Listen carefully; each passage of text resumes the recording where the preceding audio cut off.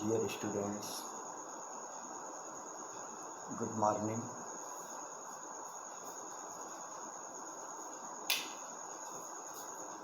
Welcome to online class. Yesterday I started the poem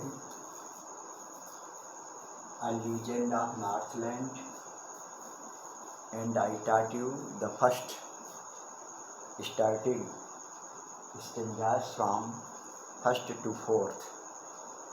Today I am continuing the next stanzas.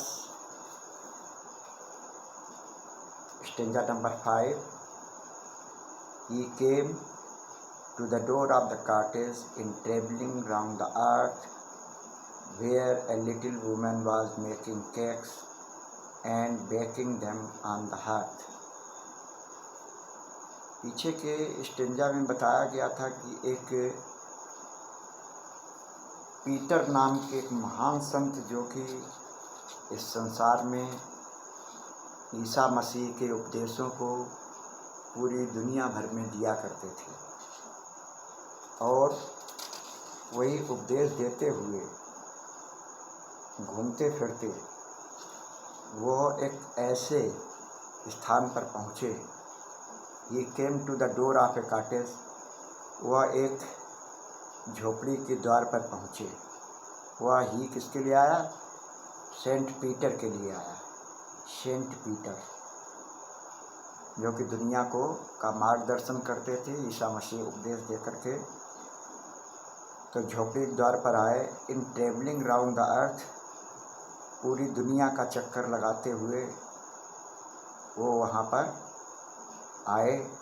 Where a little women was making cakes, जहाँ पर एक छोटे कद की महिला जो है रोटियाँ बना रही थी।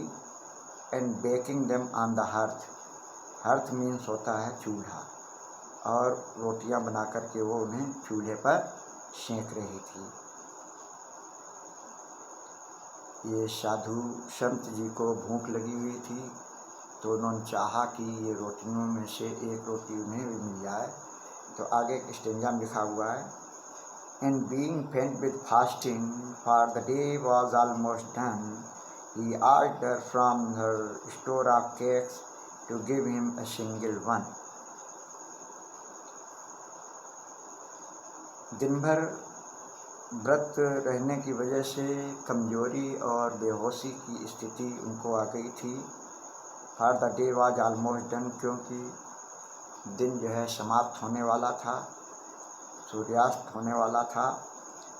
ये asked her from her store of cakes, उस संत ने उस महिला से कहा कि जो रोटियां उसने बनाई उनमें से केवल एक रोटी उसे भी प्रदान कर दे। To give him a single one, उसे भी एक रोटी प्रदान कर दे।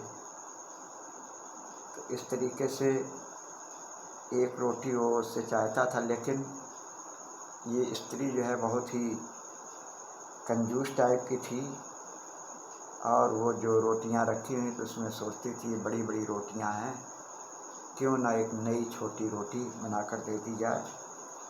सो she made a very little cake but as it baking ले, इसलिए उसने क्या किया, एक बहुत ही छोटी सी चपाती, एक छोटी सी रोटी बनाई। बट एज इट बेकिंग ले, लेकिन जब उसने उसे सेंकने के लिए से रखा, चूल्हे में सेंक रही थी, तो सी लुक्ड एट इट, उसने इस रोटी को देखा।